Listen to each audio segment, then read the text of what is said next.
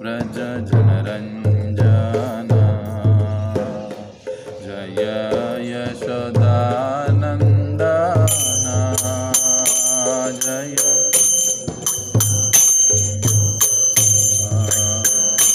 जय यमुनातीरवनचारी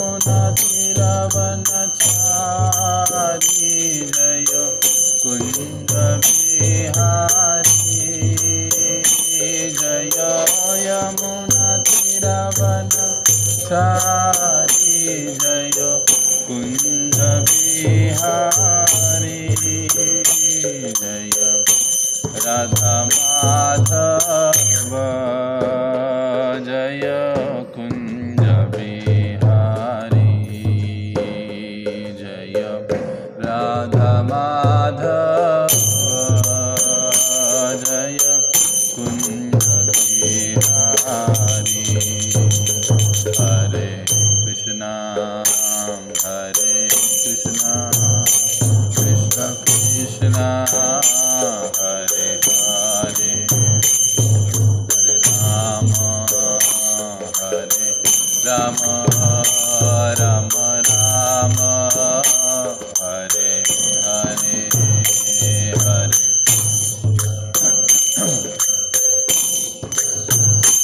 कृष्ण कृष्ण हरे हरे हरे राम राम राम हरे हरे हरे कृष्णा कृष्ण कृष्ण हरे हरे हरे राम राम राम हरे हरे हरे हरे कृष्णा कृष्ण कृष्ण हरे हरे हरे राम राम राम हरे हरे हरे हरे कृष्णा कृष्ण कृष्ण हरे हरे हरे राम राम राम हरे हरे हरे कृष्ण कृष्ण हरे हरे हरे हरे राम राम हरे हरे हरे कृष्णा कृष्ण कृष्ण हरे हरे हरे राम राम राम हरे हरे हरे कृष्णा कृष्ण हरे हरे हरे राम राम राम हरे हरे हरे कृष्णा कृष्ण कृष्ण हरे हरे हरे राम राम हरे हरे हरे कृष्णा हरे राम राम राम हरे हरे हरे कृष्णा कृष्ण कृष्ण हरे हरे हरे राम राम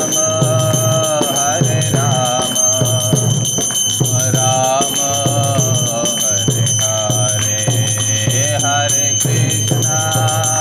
हरे कृष्णा कृष्ण कृष्ण हरे हरे हरे राम राम राम हरे हरे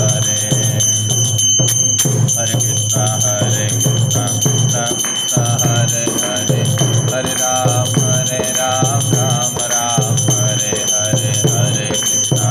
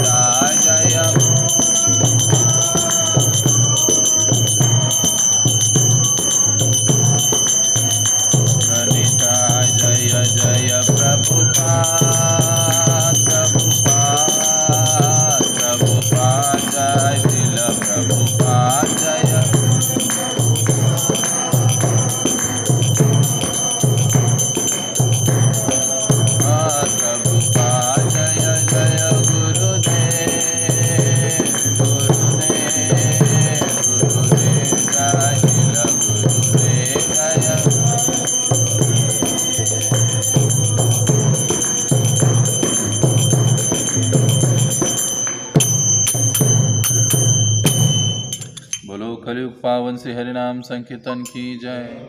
श्री श्री राधा कृष्ण चंद्र भगवान की जय। श्री श्री राधा कुंज बिहारी भगवान की जय। श्री श्री राधा दामोदर भगवान की जय। श्री श्री निताई गौर सुंदर भगवान की जय। जगत गुरु श्रील प्रभुपाद की जय। ओम अज्ञानतिमिरन्धस्य ज्ञानाञ्जनशलाकया चक्षुरुन्मिलितं येन तस्मै श्रीगुरवे नमः। श्रीचैतन्यमनोभीष्टं स्थापितं येन भूतले स्वयं रूप कदा मह्यं ददाति स्वपदान्तिकं। वन्देऽहं श्रीगुरौ श्रीयुतपदकमलं श्रीगुरून् वैष्णवांश्च। श्रीरूपं साग्रजातं सहगना रघुनाथान्वितं तं सजीवं साद्वैतं सावधूतं परिजनसहितं कृष्णचैतन्यदेवं श्रीराधा कृष्णपादान् सहगना ललिता श्रीविशाखान्वितांश्च। नमो ओं विष्णुपादाय कृष्णपृष्ठाय भूतले श्रीमते भक्तिवेदान्तस्वामिन् इति नामिने। नमस्ते सारस्वते देवे गौरवाणी प्रचारिणे निर्विशेषा शून्यवादी पाश्चात्यदेशतारिणे। नमो महावदन्याय कृष्ण प्रेम प्रदायते कृष्णाय कृष्ण चैतन्य नामने गौरतुषे नमः। हे कृष्ण करुणा सिंधो दीनबंधो जगत्पते गोपेश गोपिका कांत राधा कांत नमस्तुते। तप्त कांचन गौरांगी राधे वृंदावनेश्वरी वृषभानुसुते देवी प्रणमामि हरिप्रिये। वाञ्छाकल्पतरुभ्यश्च कृपा सिन्धुभ्येव च पतितानां पावनेभ्यो वैष्णवेभ्यो नमो नमः। जय श्री कृष्ण चैतन्य प्रभु नित्यानंद श्री अद्वैत गदाधर श्रीवासादि गौर भक्तवृंद। हरे कृष्णा कृष्ण कृष्णा हरे हरे हरे राम राम राम हरे हरे। मूकं करोति वाचालं गंगते गिरिं यत्कृपातमहं श्रीगुरुं। हरे कृष्णा। तो दामोदर अष्टकम के इस तीसरे दिन में आप सभी भक्तों का हार्दिक स्वागत है। तो पहली कड़ी पर हम लोग चर्चा कर रहे हैं।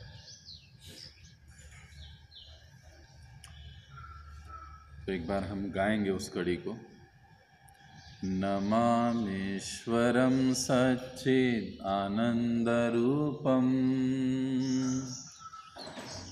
नमामीश्वरं सच्चिद आनंदरूपम लसत्कुण्डलं गोकुले व्रजमानम्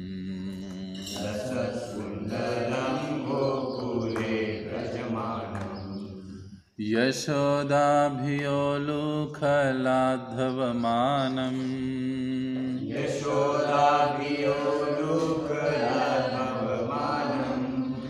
परामृष्टमत्यं ततो धृत्यगोप्याम्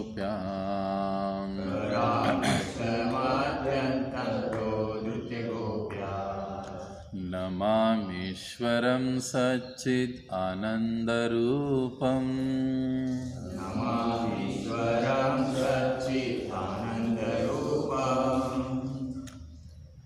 नमामि ईश्वरम सच्चिद आनंद रूपम।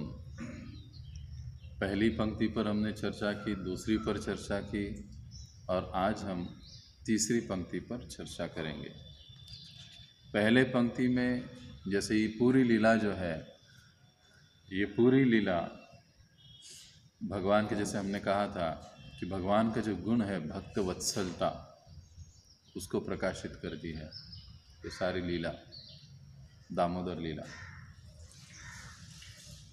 भगवान भक्तों के प्रति इतने कृपालु होते हैं कि अपने भक्तों को छुड़ाने के लिए आचार्य लोग कहते हैं वो खुद बंधन में बन जाते हैं। और सत्यव्रत मुनि अपने पहले ही शब्द से, नमामि शब्द से, ऐसे दयाघन भगवान की शरण ग्रहण करते हैं, जिसे हमने पहले दिन देखा था। नमामि ईश्वरम, हे भगवान श्री कृष्ण। ईश्वर कौन है? कृष्ण। ईश्वर के अर्थ हमने देखे, नमामि शब्द को हमने देखा, और भगवान का स्वरूप कैसा है? सच्चिद आनंद है, और उनका रूप है रूपम, इस पर भी हमने चर्चा की। तो ऐसे श्री भगवान को, जो कि परम ईश्वर है, सच्चिद आनंद है और उनका स्वरूप रूप है जो सच्चिद आनंदमय है, ऐसे भगवान की मैं शरण लेता हूँ, सत्यव्रत मुनि कहते हैं। फिर दूसरे पंक्ति में सत्यव्रत मुनि कहे कि लसत कुंडलम गोकुले भ्राजमानम। अब रूप का वर्णन करने के बाद और गहराई से रूप का वर्णन करते हुए वे कहते हैं कि लसत कुंडलम, उन्होंने अपने कानों में कुंडल धारण किए हुए हैं, मकर कुंडल। लेकिन मकर कुंडल को वो लसत शब्द का प्रयोग करते हैं, तो लसत शब्द के कितने अर्थ हैं, क्या है, वो भी हमने कल देखा।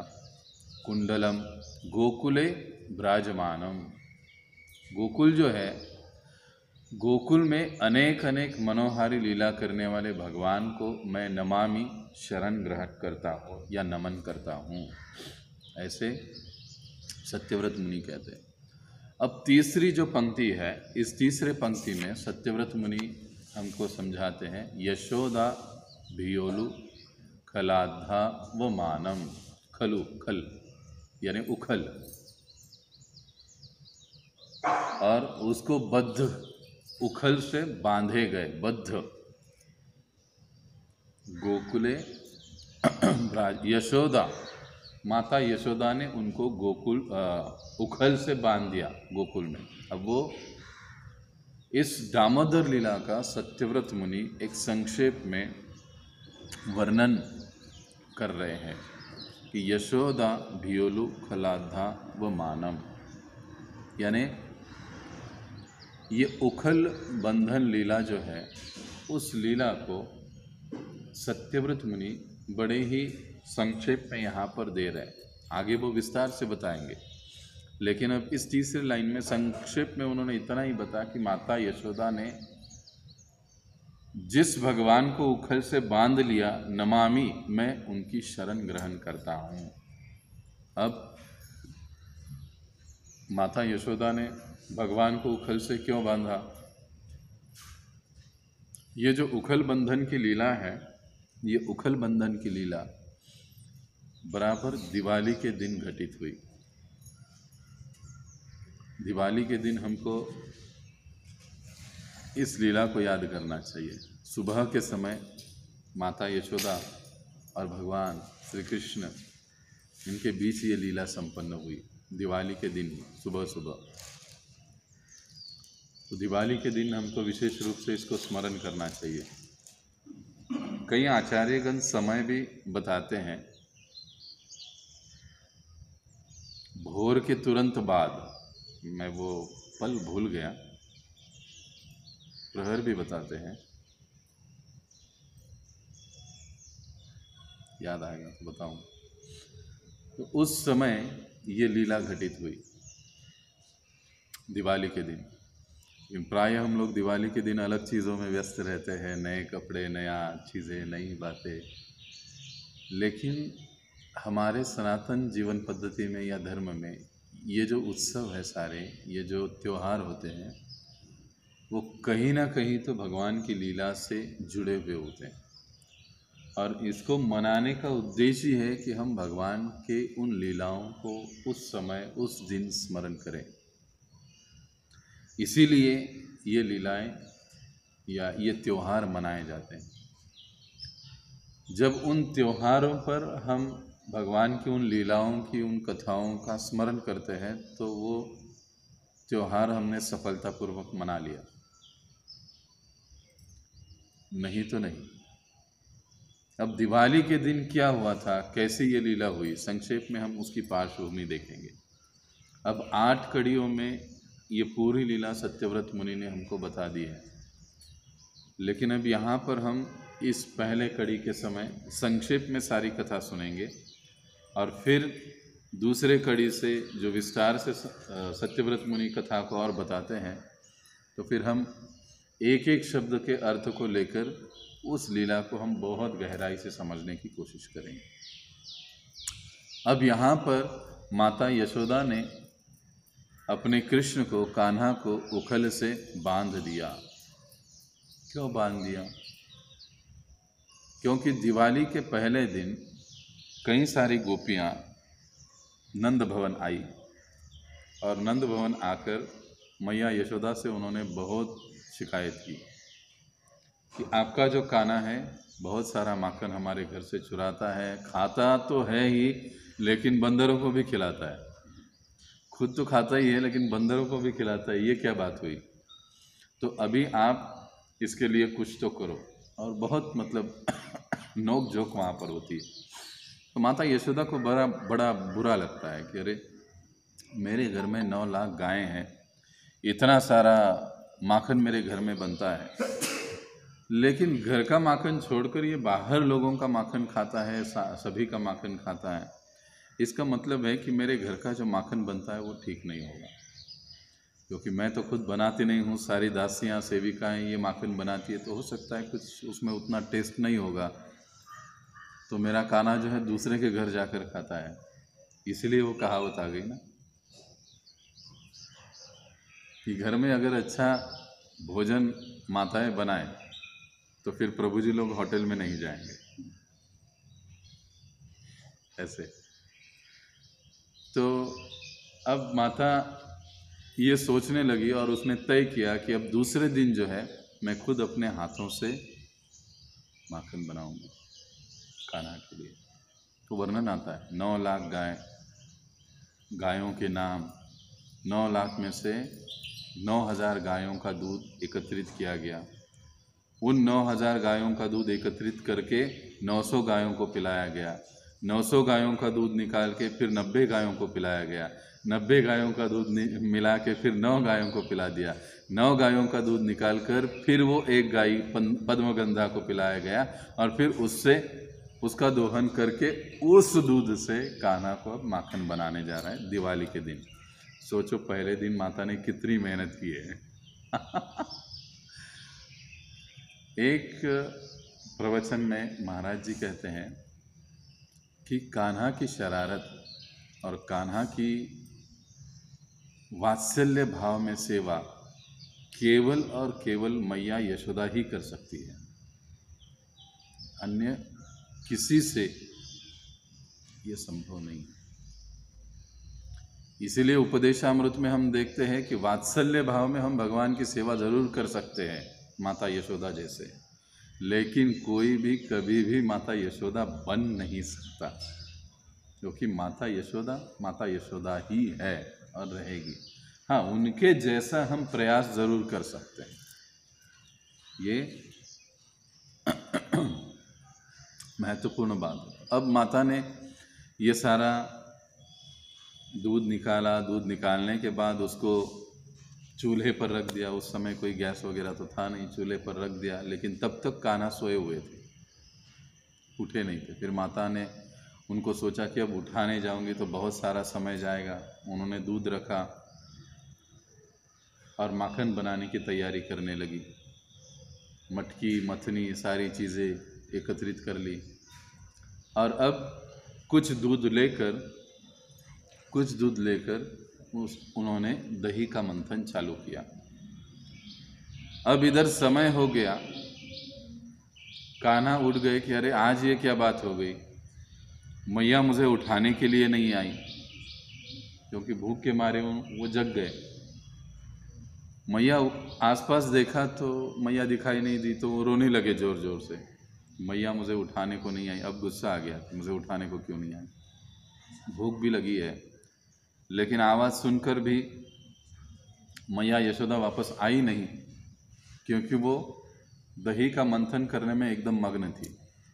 और सुखदेव गोस्वामी बताते हैं कि वो दही मंथन कर रही थी तो अब तक पूतना का वध हुआ है, शक्टासुर का वध हुआ है, वो सारी लीलाओं को भगवान के स्मरण कर रही है और गाते गाते वो दही मंथन कर रही है। सेवा कैसे की जाए, सनातन गोस्वामी इस बात को समझाते हैं इस विषय से। अब वो सेवा कर रही है, उसका ध्यान ही नहीं गया कि कान्हा उठ गए हैं, रो रहे हैं।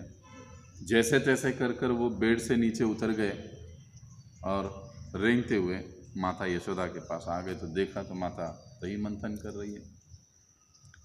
अब दही मंथन कर रही है तो अब कैसे माता को ये करे, तो उन्होंने तुरंत माता के पैर को पकड़ के खड़े हो गए और माता के पल्लू को खींचा।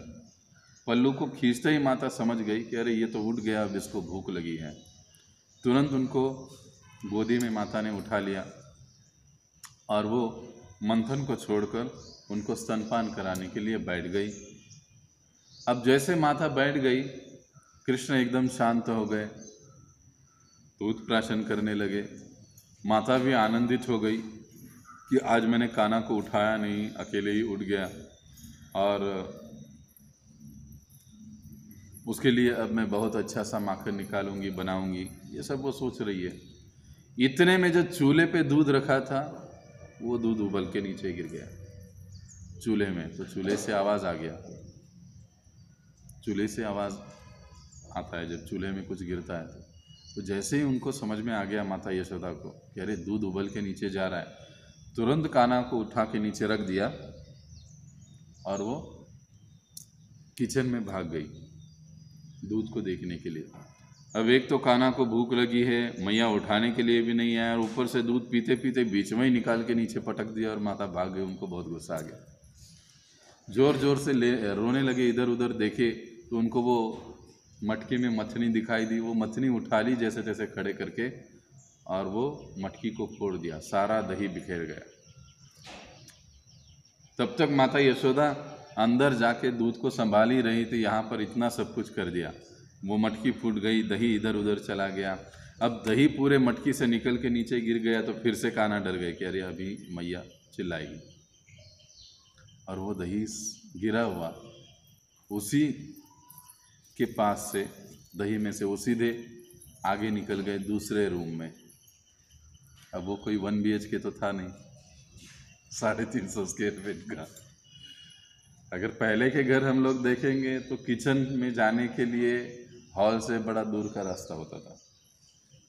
बड़े बड़े घर होते थे आलीशान, और ये तो नंद महाराज का नंद महल था। अब दूसरे दूर के रूम में जाना है तो कान्हा दौड़ते दौड़ते, एकनाथ महाराज बड़ा सुंदर समझाते, लुटू पुटू दौड़ते दौड़ते भगवान। अब वो दही पैर को लगा है भगवान के चरणों में, तो वो छाप भी जमीन पर आए, उनके ध्यान में नहीं आया। लेकिन अब भगवान दूसरे रूम में चले गए, कृष्ण दूसरे रूम में चले गए। इधर अंदर से मैया यशोदा बाहर आ गई, देखा तो अरे सारी मटकी फूटी है, दही इधर उधर पड़ा हुआ है, कान्हा कहीं दिखाई नहीं। वो समझ गई कि ये सारी शरारत कान्हा ने कर ली। अब कहाँ ढूंढे, तो जब थोड़ी गहराई से देखा तो कान्हा के पदकमल दिखाई दे रहे। हाँ, ये बदमाश यहाँ पर भाग गया। और फिर उनके पीछे पीछे मैया यशोदा जाती है। तब तक कुछ गोप बालक आए हैं। गोप बालक आकर सभी के साथ वहाँ पर उस रूम में जाकर एक उखल पर खड़े हो गए। खड़े होकर ऊपर जो माखन बनाया था उसके मटकी को फोड़कर वहाँ से माखन ले रहे और खा रहे और बाकी को भी खिला रहे। कुछ बंदर भी वहाँ पर आए हैं। मैया यशोदा पीछे पीछे आई। पीछे आकर उन्होंने देखा, लेकिन मैया का आते आते चरणों के नुपुर की आवाज़ हो गई। तो कुछ बालक जो है गोप सावधान हो गए, अरे कोई आ रहा है, कान्हा मैया आ रही है, ये कहकर सारे लोग भाग गए। सारे गोप बालक भाग गए, बंदर भी भाग गए। अब कान्हा के मुंह को माखन लगाए, हाथ में माखन लगाए, और क्योंकि वो उखल पर चढ़े हुए थे तो उनको उतरने में कठिनाई हो रही थी। अब उतरेंगे कैसे? लेकिन उतने में मैया अंदर आ गई। मैया ने देखा कि कान्हा ऊपर चढ़े हुए, लगभग सभी लोग भाग गए। वो समझ गई क्या हो गया। और फिर अब इस बार माता के हाथ में छड़ी थी, जैसे तैसे छलांग लगा दी। कृष्ण आगे भाग रहे हैं, कृष्ण आगे भाग रहे हैं और मैया छड़ी लेकर पीछे भाग रही। भगवान डर रहे मैया से, और मैया उनको पकड़ने के लिए आगे भाग रही। अब देखिए, आगे हम लोग विस्तार से इसको वर्णन करेंगे सत्यव्रत मुनि, तब हम इस पर चर्चा करेंगे। लेकिन अब माता पकड़ लेती है और पकड़ के आंगन में ही उनको उस उखल से बांध देती है। अब उखल से क्यों बांधा? क्योंकि उखल ने भी इस चोरी में सहायता की थी, इसके लिए माता कहती है उसको भी दंड देना चाहिए। तो उखल के साथ बांध दिया। दाम उदर, दाम का मतलब होता है रस्सी, उदर का मतलब होता है पेट। ऐसे भगवान जिनके पेट को माता यशोदा ने रस्सी से बांधा था उनको दामोदर कहा जाता है।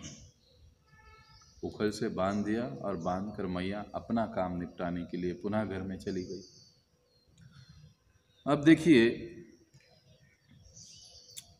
भगवान को भी क्रोध आता है। वैसे सुनने को ये विचित्र लगता है। प्रायः हम लोग क्या कहते हैं, शांताकारम भुजगशयनम पद्मनाभम सुरेशम। शांताकारम यानी भगवान शांत स्वभाव के, उनको कभी गुस्सा नहीं आता है। लेकिन यहाँ पर तो भगवान क्रोधित होकर मटकी फोड़ दी, सब कुछ इधर उधर कर दिया, यानी भगवान को भी क्रोध आता है। जैसे पहले दिन हमने देखा या कल भी हम ईशोपनिषद में, भगवान तद्दे जति तद्दे जति तन्ने जति, वो चलते हैं चलते नहीं भी। भगवान की शक्तियों में विरोधाभास होता है, कई बार वो दिखाई देता है। सामान्यतः हम कैसे कहते हैं कि अरे कोई चल सकता है तो फिर वो चल कैसे नहीं सकता है, लेकिन भगवान के संदर्भ में दोनों चीज़ें एक साथ घटित हो सकती है। तद दूरे तद अवंतिके, वो दूर भी है और अत्यंत पास भी है। कल हम सुन रहे थे, तो भगवान की ये अचिंत विरोधाभास युक्त शक्तियाँ हमको इस लीला में दिखाई देती हैं। इसीलिए भगवान पूर्ण है। प्रभुपाद जी समझाते हैं इसका उपदेशामृत में, वे क्या कहते हैं प्रभुपाद जी कि पूर्ण की व्याख्या क्या है। भगवान को हम पूर्ण कहते हैं। ईशोपनिषद में भी इस बात को समझाते हैं, पहले मंत्र ओम पूर्णमद पूर्णमिदम। तो क्या कहते हैं कि जो भगवान है वो पूर्ण है। तो क्यों उनको पूर्ण कहा जाता है? हमारे अनुभव के भीतर की सारी चीज़ें उनमें समाहित है, पहली चीज़। और हमारे अनुभव में जो चीज़ें नहीं है वो भी उनमें समाहित है, इसीलिए भगवान पूर्ण है। अर्थात एक व्यक्ति चलेगा या चल सकता है, ये हमारे अनुभव के भीतर है, लेकिन उसी समय वो चल नहीं सकता, ये हमारे अनुभव नहीं। व्यक्ति है, हाथ पैर अच्छा है तो वो चलना ही चाहिए, लेकिन वो नहीं चलेगा, ये हमारे अनुभव के भीतर नहीं है। इसीलिए प्रभुपाद जी कहते हैं कि हमारे अनुभव के अंदर की बातें और हमारे अनुभव के बाहर की बातें, जो हमको अनुभव होगा ही नहीं या हो ही नहीं सकता, ऐसी सारी चीज़ें भगवान में एकत्रित होती है। इसीलिए वो पूर्ण है, भगवान है। अगर भगवान को क्रोध नहीं आता तो फिर ऐसे लगता कि अरे भगवान में कुछ कमी है। और अगर सिर्फ भगवान को क्रोध ही आता तो फिर भी ऐसे लगता कि भगवान में कुछ तो अपूर्ण है। तो भगवान क्रोध भी करते हैं, लेकिन भगवान शांता कारण भी है। अब इन चीज़ों को समझना जरूरी है। प्रायः भौतिक जगत में हम क्रोध करते हैं तो क्या होता है? विध्वंस होता है। क्रोध से कभी कोई चीज़ अच्छी हुई है ऐसे हमने देखा है? हमारा अपना क्रोध। लेकिन भगवान का क्रोध भी मुक्तिदायी या कल्याणदायी होता है। ये हमारे क्रोध में और भगवान के क्रोध में अंतर होता है। इसीलिए भगवान के क्रोध से विधायक बातें होती है और भगवान के शांति से भी विधायक बातें होती है।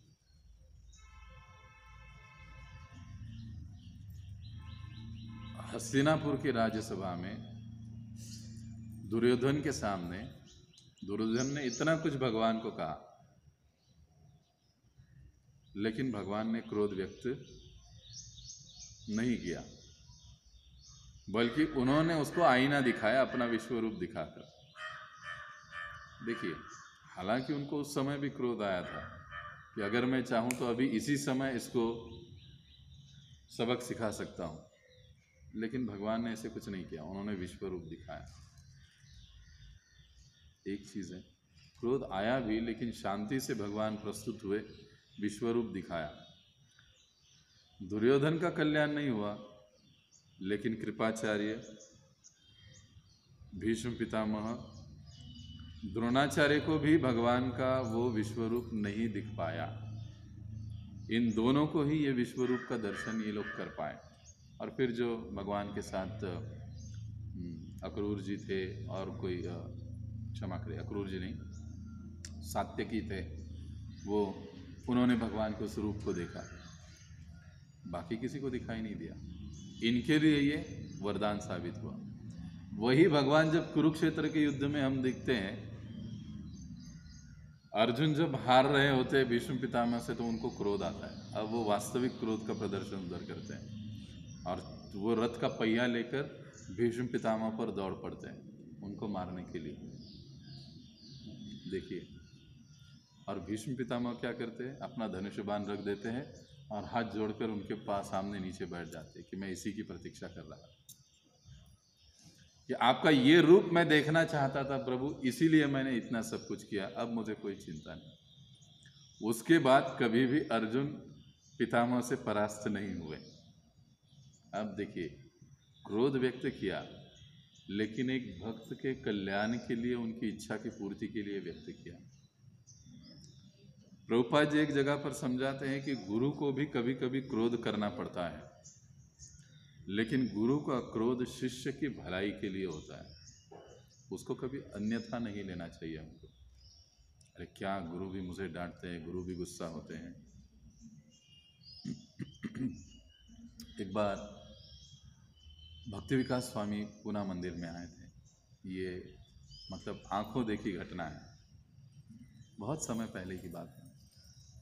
पहली बार वो पूना मंदिर आए थे भक्ति विकास स्वामी महाराज जी का कथा कार्यक्रम हुआ बहुत सारे। उस समय ज़्यादा भीड़ नहीं थी मंदिर में, लेकिन वहाँ पर एक मज़ेदार बात ये हुई कि महाराज जी ने अपना जो जूता था वो बाहर छोड़ दिया था और वो जूता गुम हो गया, कोई उठा कर ले गया। कोई उठा कर ले गया तो सभी भक्त वहाँ पर थे, राधेश्याम प्रभु भी वहाँ पर थे।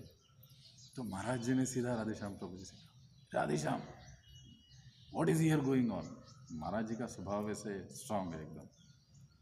तो राधेश्याम प्रभु तुरंत दौड़ते हुए आ गए, भक्ति विकास स्वामी महाराज, भक्ति विकास स्वामी महाराज। तो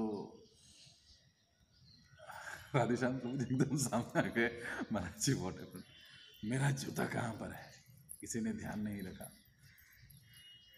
इट इज़ नॉट गुड। महाराज जी कुछ बोले, प्रभु जी तुरंत नीचे बैठ गए। महाराज जी एक्सट्रीमली सॉरी, किसी को बुलाया तुरंत। बाद में एक भक्त ने प्रभु जी को प्रश्न पूछा कि प्रभु जी, महाराज जी इतना गुस्सा कैसे हो सकते, इसमें आपका क्या दोष था, अब जूता तो कोई और ही लेकर गया। तो जो जवाब प्रभु जी ने दिया ना, वाकई में वो उनकी महत्ता दिखाने वाला जवाब। प्रभु जी ने कहे कि देखो, वो जो महाराज जी गुस्सा किए ना, आपको लगता है वो गुस्सा किए, लेकिन मेरी दृष्टि से महाराज जी ने मुझ पर असीम कृपा की है कि वो उनके शिष्यों पर भी इतना गुस्सा नहीं करते, उतना गुस्सा उन्होंने उस दिन मुझ पर किया, क्योंकि उससे वो मुझे समझा रहे हैं कि आने वाले अतिथि को कितना केयरफुल, केवल व्यक्ति को नहीं बल्कि उनके वस्तुओं के प्रति भी बहुत सजग रहना चाहिए। ये महाराज जी ने मुझे सिखाया। आई एम सो ग्रेटफुल, मैं बहुत भाग्यवान हूँ कि महाराज जी का ये जो प्रसाद है मुझे मिला।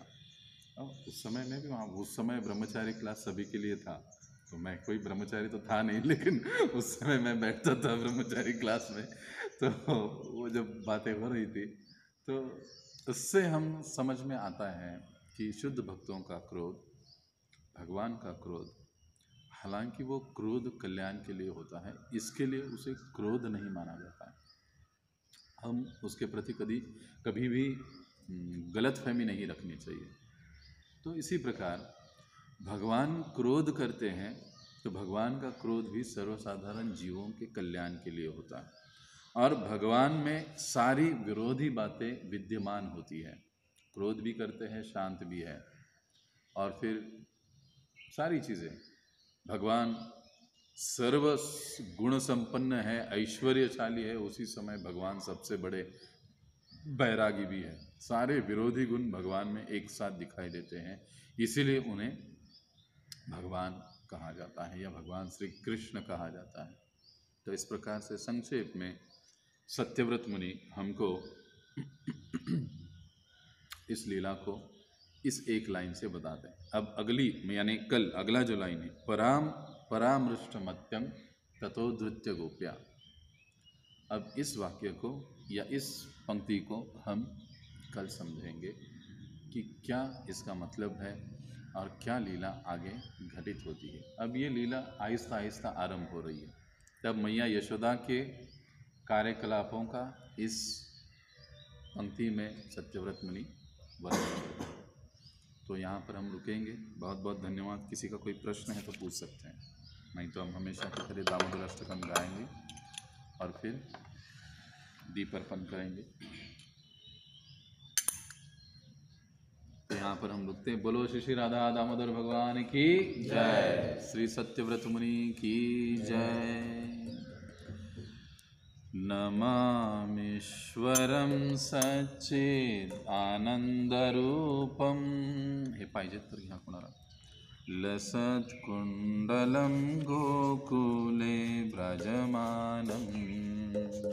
नमामीश्वरं सच्चिदानन्दरूपं।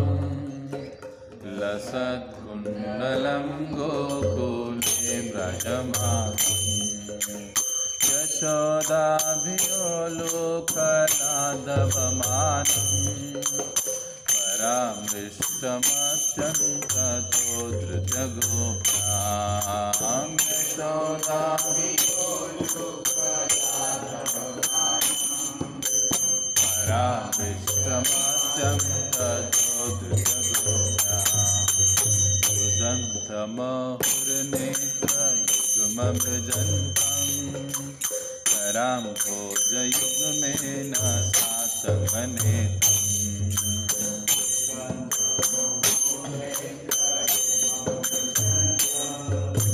करां भोजयुग्मेन सातमनेत्रम्। मोहश्वासकं पात्रीखङ्गकण्ठा। सदैव दामोदरं बपिबताम्।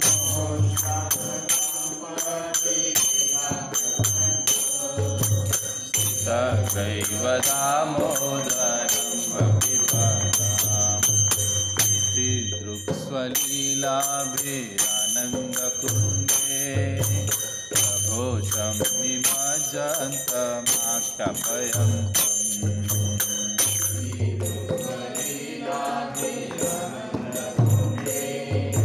स्वघोषं निमज्जन्तमाख्यापयन्तम्। तदीयेषितज्ञेषु भक्तिर्जितत्वं। पुनः प्रेमतस्तं शतागति वन्दे।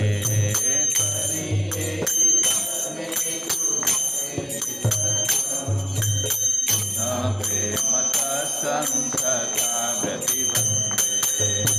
परं देवं मोक्षं न मोक्षवधिं मां। न चान्यं वृणेऽहं वरेशदपीडा।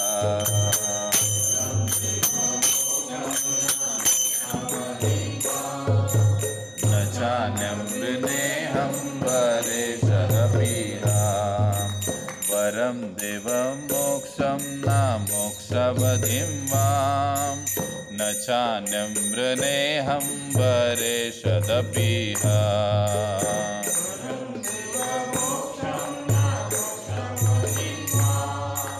न चान्यं वृणेऽहं वरेशदपीह।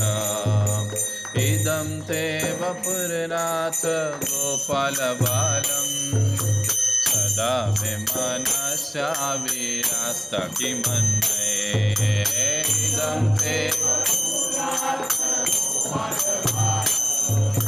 सदा मे मनस्याविरास्तकिमन्ये। इदं ते मुखं भोजमत्यन्तनीलैः।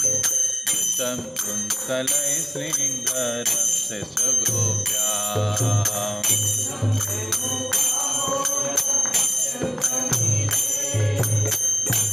कुन्तले श्रीकरस्तशगोप्ता मुहुशुम्भितं बिम्बरक्ताधरं मे मनस्याभिरासामलं लक्षलाभे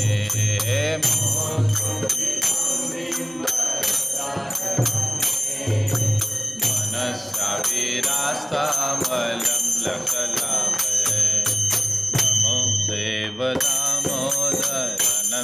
विष्णो प्रसीद प्रभो दुःखजलाभिमग्नम्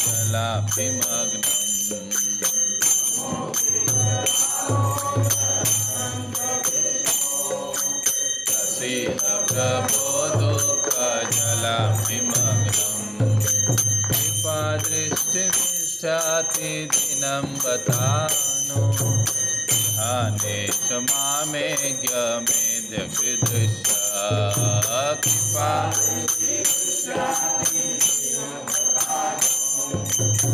ध्यानेश मामेज्ञमेध्यक्षदृश्य कुबेरात्मजौ बद्धमूर्तैव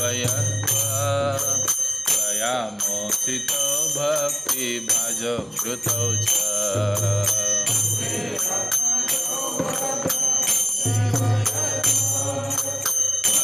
मोचितो भक्तिभाजो कृतौ च तथा प्रेम भक्तिं स्वकामे प्रयच्छ न मोक्षे गहो मे श्रीदामोदरे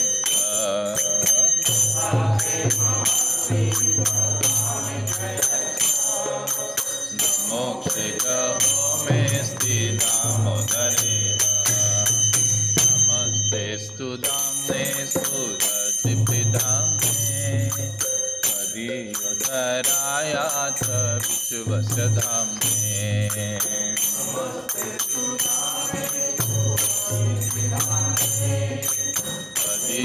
त्वदीयोदरायाथ विश्वस्य धाम्ने नमो राधिकायै त्वदीयप्रियायै नमो नन्दलीलाय देवाय तुभ्यं नमो राधिकाय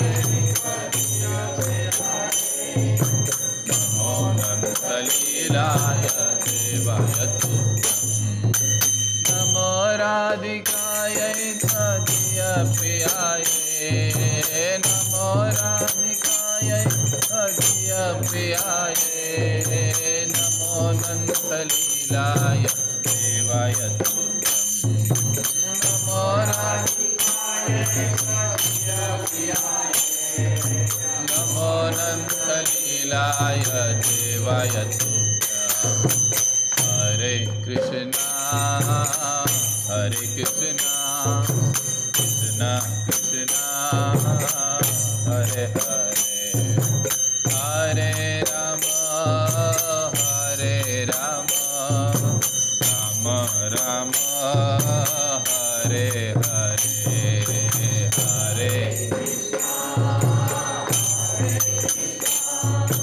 Krishna Krishna Hare Hare Hare Ram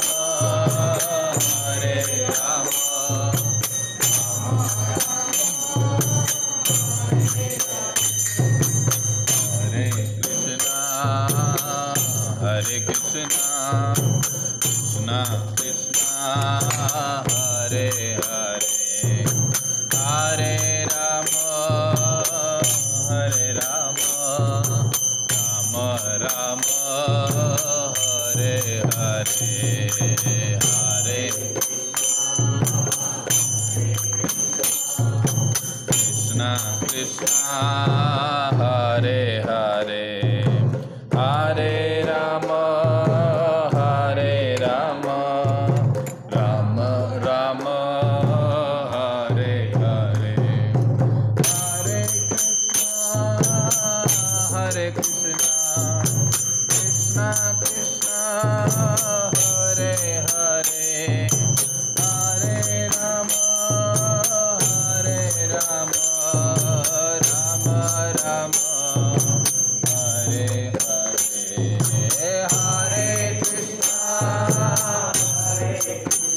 Krishna Krishna Hare Hare Hare Rama Hare Rama Rama Rama Hare Hare Hare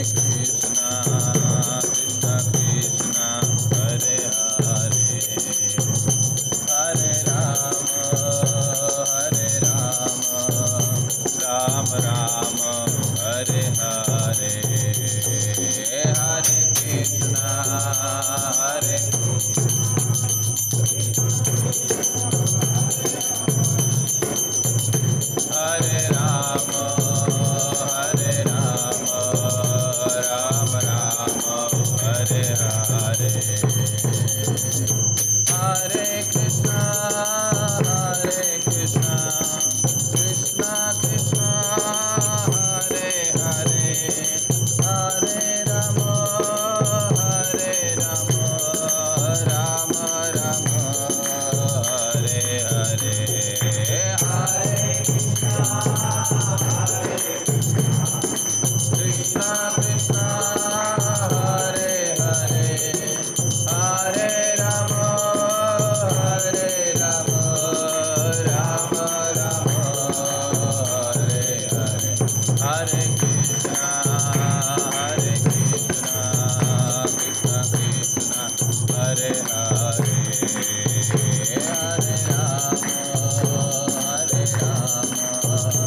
Rama Rama Hare Hare Hare